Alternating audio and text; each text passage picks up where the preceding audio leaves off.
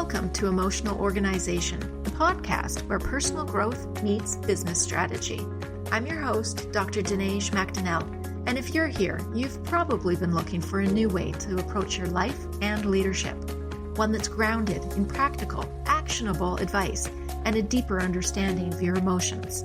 Now, I'm not your therapist, but what I am is someone with decades of experience in business, leadership, and navigating some pretty tough personal challenges. Through this podcast, I want to help you get your business brain and emotional self in sync so that you can lead yourself and others with confidence, clarity, and purpose. Hi, everyone, and welcome to another episode of Emotional Organization. Now, for the past few weeks, I've been running reruns on the show, and that's given me a chance to enjoy a little bit of summertime, to catch my breath, to reflect, and to think about where this show is heading. And as you know, I've got some changes in store that I'm really looking forward to sharing with you, and those will be coming up, and I'll tell you a bit more about them at the end of this episode. But for right now, I'm back in the saddle, and I want to bring us right back into the heartbeat of this podcast, and that is where we left off, and that's in the love letter series. Now, I didn't forget, and I know that you didn't forget, that I still owe you and my daughter a love letter. Now, if you're a bit newer here, let me remind you what these love letter series are all about. These episodes are part gratitude, part storytelling, and also part reflection. They're my way of honoring the people and the experiences that I've had in my life that have helped to shape me, while also pulling in some of those lessons that we can all use for our own lives. Now, each one follows a bit of a rhythm, and that is where I tell you 10 things or 10 reasons associated with this person or these people, 3 moments that I'll never forget, 5 songs that make me think of them, and 1 quote that kind of pulls it all together. Now, because love, like leadership, deserves structure, it also deserves a lot of emotion. And so I've written these love letters to my bosses, to my sisters, to my brother, and each of them has been a bit of an exploration of what it means to me to learn and grow and to love. And I think that it's a great way of really starting to dive into gratitude, which is really, really important. And so while all those stories matter very deeply to me, the one that I'm doing today hits a little bit different because it is more personal, and it's one that I want to live long after this mic has been turned off. And that's because this one is for my daughter. Now, it's been the hardest episode for me to create, absolutely. And part of that is because I keep crying, but part of it is because I really don't want to mess it up. And you see, more than any other human on the planet, the person that I want to be proud of me is my daughter. And so her episode needs to shine, and it needs to be me at my best, me at my most authentic, and therefore at my most vulnerable. Now, the format for the love letter is the same: 10 reasons why, 5 songs that remind me, 3 moments that I'll never forget, and 1 line to sum it all up. And so you're going to get all of that in this episode as well, and I'm going to do my best not to cry. Now, there's way more than 10 reasons why I love this girl, but I'm going to start off with number 1. And forgive me, as I wrote these notes, I really was bouncing back and forth between speaking directly to my daughter, whose name is Arcana, or speaking to you as the audience. And so you'll hear me kind of flip-flop a little bit. And I'm okay with that sort of split direction. So just know it's there. So when my daughter was born, she was gorgeous. Of course, she was my daughter, but she had a cute face. Her eyes were bright, and she had that baby smell. And so I can remember just wanting to huff her. Like I couldn't get enough of her scent inside of me. But she was also a grumpy little baby.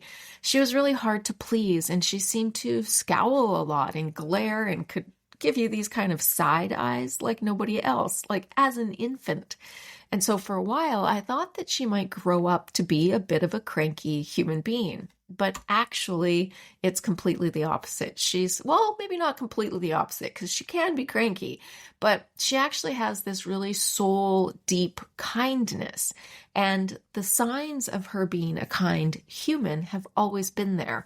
She's always had a soft heart that wanted to adopt every animal she could, to help every child in need, to share everything that she had and give things away. But as she got older, I could see her kindness appear through her priorities and through the things and the people that she chose to dedicate her time to. Her heart is always open. She is always looking for the good in people, and she's always looking for ways to sort of ease the pain and the suffering of others. And she has this Mother Earth quality to her that really does make other people want to be swept up under her wing because they're wings of love and protection. And I think that this is a quality that I've felt and really enjoyed as well. Her kindness is something that I aspire to embody, and I really love and respect that quality in her. Number 2, you see the world differently. As parents, we all spend decades really effectively studying our children, right? We watch their every move, we're anticipating what their needs are, and we're understanding their struggles. And then as they get older, we're watching them as they make trade-offs, and they're trying to figure out what works for them in their own way, according to their own values and priorities. And we watch and observe.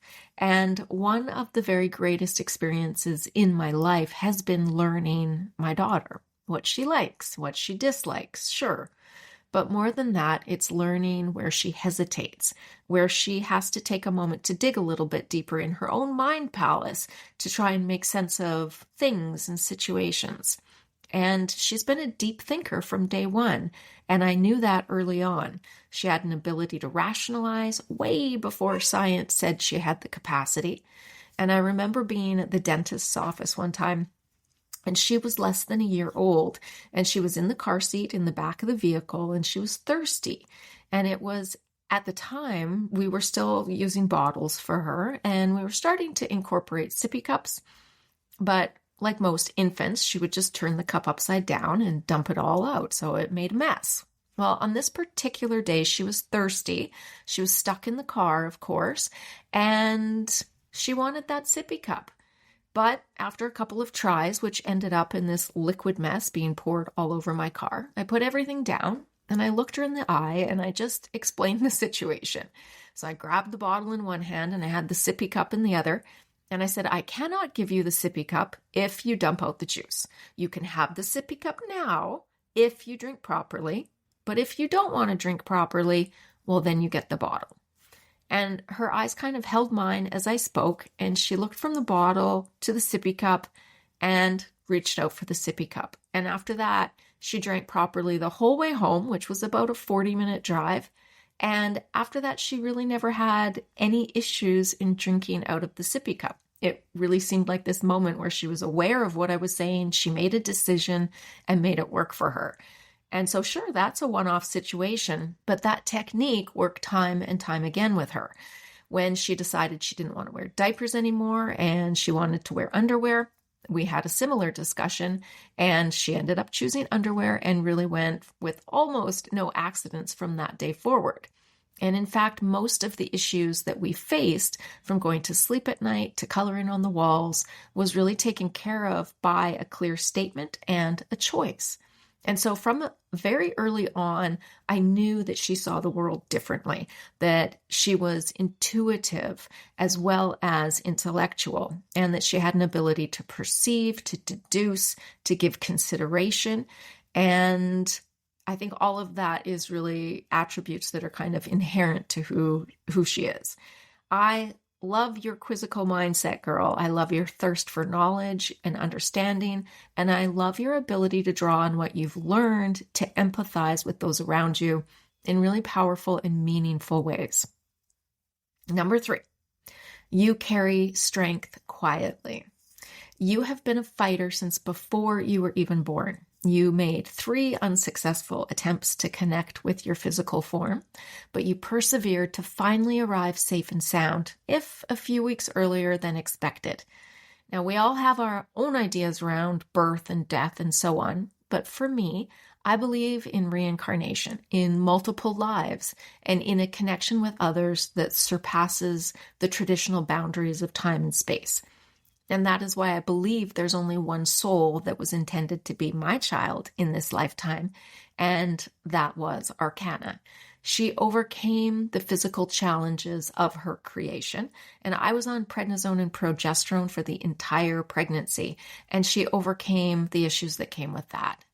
And then after being born, she overcame being jaundiced and premature and a whole array of other health issues, all before she was even a year old. Some of the qualities that are her most prized attributes today are qualities that made her kind of cannon fodder for some of the weaker-minded kids that she was growing up with. She withstood horrors of bullying, constantly trying to take the higher road while secretly suffering inside.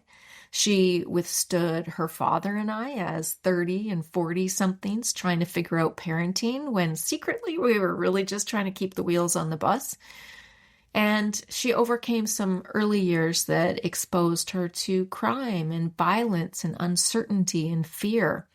And through all of that, she's been a pillar of strength for others while really still trying to find stability for herself. She carries her strength within her, and it's admirable, but it's also worrisome as a mom, because I can tell you that you won't always have to be the strong one. Not always. And sometimes it's okay to let go of that a little bit. Number 4, you never let fear get in the way of a good thing. You are open to new experiences, and because of that, you have an absolute refusal to let fear be the only reason not to do something. You've had some great opportunities in your life. You've done some things in your life that I wish I could have done in mine. And it's not just that I didn't have the opportunity, it's that I don't know if I would have let fear stop me or not. And that uncertainty within myself makes me really appreciate your boldness in reaching out and claiming what you want.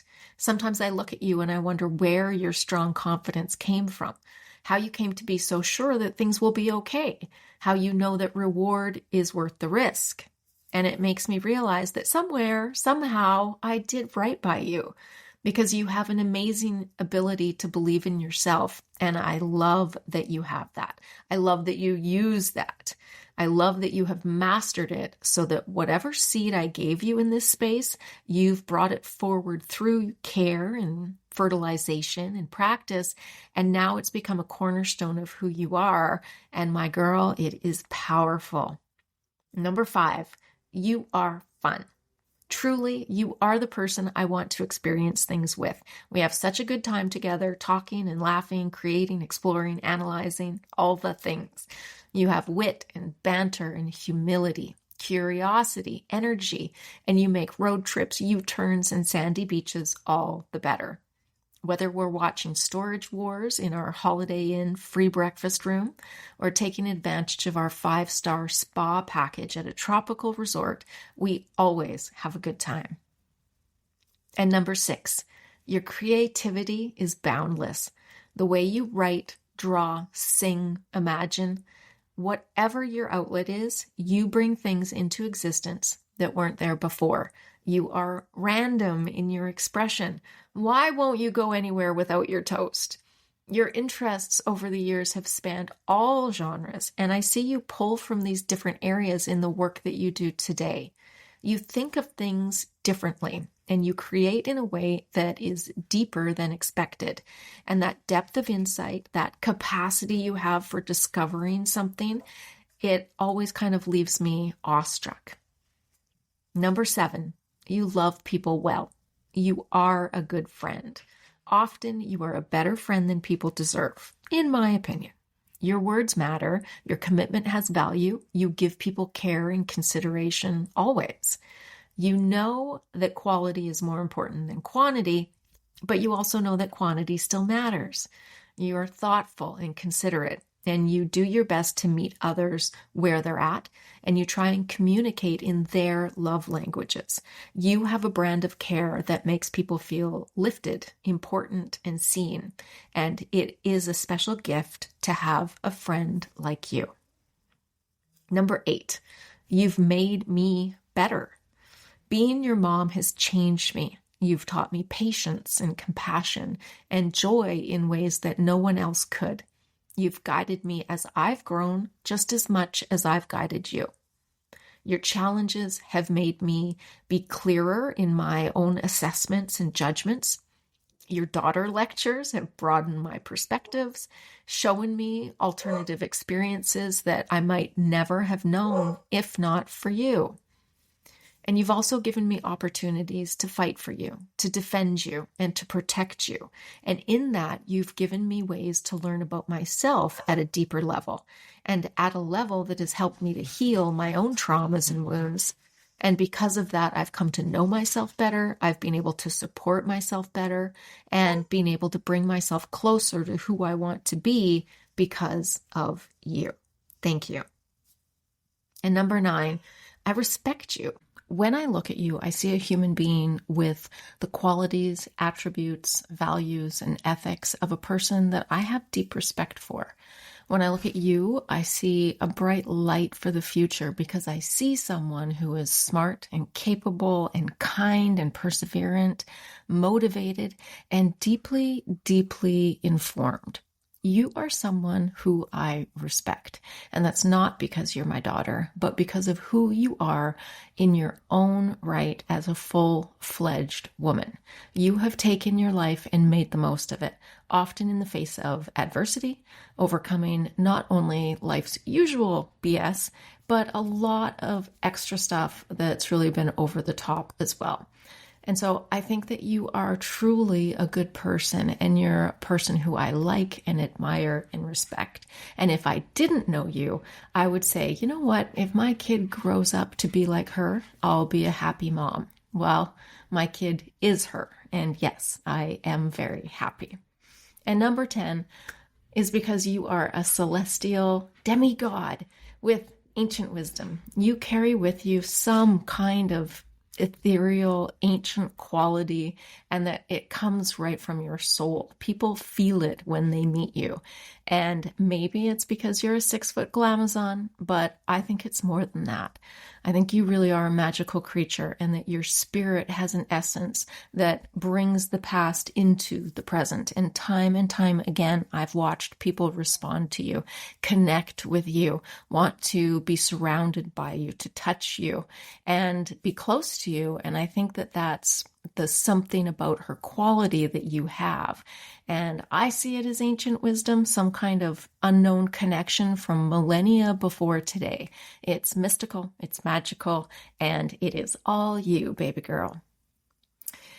So these are just 10 reasons, and honestly, you guys, there are thousands, and every time I narrow them down to 10, I feel like there's others that I'm forgetting.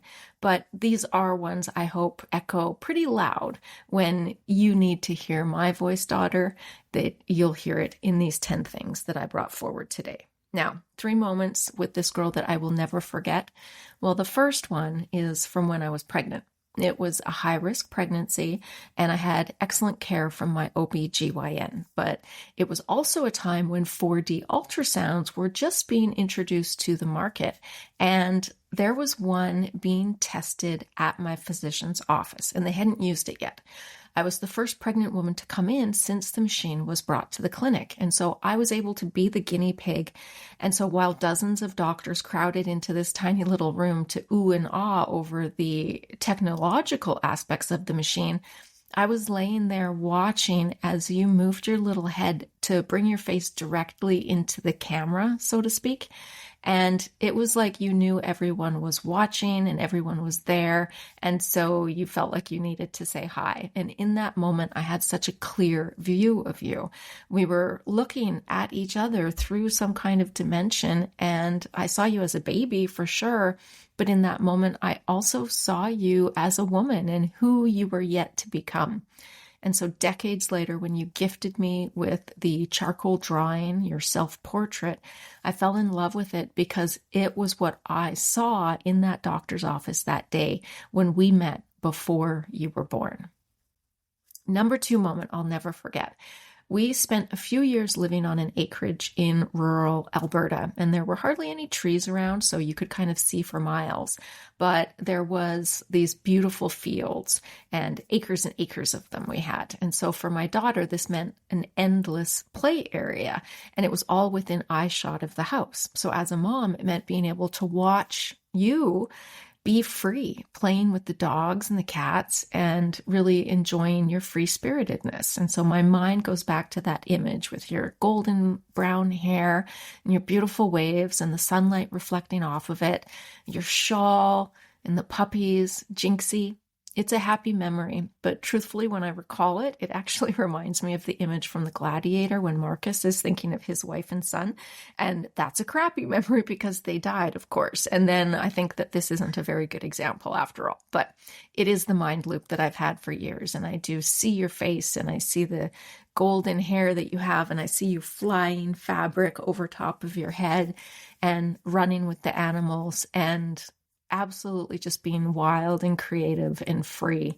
And I love that.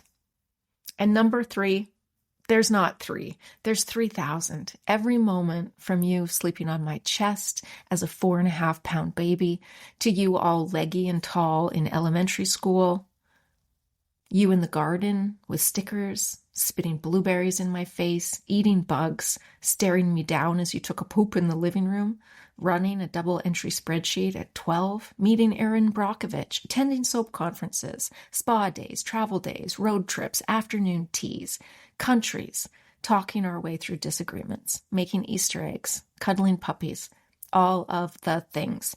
I have so many moments with you that are special and important. And so number 3 is all the ones I don't think of now, but matter nonetheless. Now, 5 songs that make me think of her. Well, the first one I think about, I'm going to kind of go in chronological order a little bit. So the first one I think of is Blood, Milk, and Sky by White Zombie. It is one of my favorite songs, and it's actually the song that I listened to on repeat forever when I was pregnant with you. And then the Eensy Weensy Spider song. This is a weird one, but it came to me because it was your number 1 soundtrack right up until kindergarten. And then the tween years, well, had to be T-E-E-N-T, Teen Titans, Let's Go. That song. And then as a young adult, I think of that pretty Celtic song that you used to sing to me. I can never remember the name, so I can never find it when I'm looking for it, but I know that you know it. Your voice singing that song when we were in the car and you were a little bit nervous about it and practicing it. And I heard you sing and I realized that you had a great voice. And again, one of those moments where I was just so proud of you. And throughout my life, I've always felt so grateful and so happy when you embody these skills and talents that I don't have for myself. I love that you are better than me. I love that you are more than me. I love that. I love that you make the most of your opportunities. And the last song, of course, is the Arcana song. And this is a song that I made for her when she was a little kid. I will save you the torture of singing it because she knows what it is. But it is the A is for Apple. And of course, every letter of her word, of her name, has something. So A is for Apple, and on it goes. That song, always, I will remember for you. Now, I know my time on earth is limited. I know there will be a moment when I move on. But my hope is to live a long life, to have memories that are with me till the end, to always know your face, your voice, and the feel of your hand in mine. It is so much like my own hand. It's smaller, it's longer, it's more artistic, and it feels like my daughter's. The feel of your hand makes me happy. I hope this is the reality. I hope I have those memories for all of my days. But if I do lose my thoughts, if I do forget my way and my place, I always want you to know how full you made my cup, how much better my life became when you entered it, how much you have been my North Star, my grounding rod, my winds of inspiration. I want you to know how much I appreciate your kindness to me, your patience with me, and your willingness to see me as a woman who is really just a few years ahead of you. And so, one line to sum it all up. Well, for this one, I had to do a little bit of work, and I read through many, many beautiful quotes. And the one that spoke to me the most in this moment kind of reflected the gratitude that I feel and the specialness that I feel of being so fortunate to have had a child, and so fortunate to have a child with whom I can have the relationship that I have today with my daughter, Arcana. And so that is by Henry Ward Beecher. He was a clergyman and a social reformer. And he said, "Children are the hands by which we take hold of heaven." I love that. And I certainly feel like when I take hold of your hand, I have a little piece of heaven with me. So thank you, Arcana, for being my daughter. Thank you for being such a wonderful, beautiful person, and for sharing the gifts that you have with the rest of the world. We are so lucky to have you. I love you, my girl, so much. Now, okay, I got through that with just a little bit of quiver in my voice, which I feel very proud of. Thank you very much. But I did promise you guys that I would share with you what's going on with the podcast. So like I mentioned at the top of the episode, I've taken a few weeks off, have a little bit of a summer break. We've had lots of traffic in the house. We're doing lots of renovations. And what I'm doing behind the scenes is I'm working on doing an update for season 2 of the podcast. Now, I've learned an awful lot over the past year doing this podcast. And so because of that, I'm ready for the next step. I'm ready to switch things up a little bit. I'm ready to put a little bit more energy back into the work. And so for the next 4 episodes, what I'm going to be sharing with you is some of the backstory of what I've learned and where we're going with the podcast. This is going to be an exciting change, maybe just for me, but I think for you as well, because what I've learned from everybody through doing the podcast, by listening to people and chatting with people and talking with people, is that podcasts change over time, and that it's important to leave space for them to evolve, because by doing that, I leave room for me to evolve as well. And so that's what we're going to be doing. So next week's episode is going to be the lessons that I've learned from podcasting. Now, these are going to be relevant if you're a person who podcasts, sure, but they're going to be more relevant if you're just a person who wants to understand a little bit more about growth and change and how we can be resilient through all of that. Thanks for listening to today's episode of Emotional Organization. And until next time, keep those emotions working for you.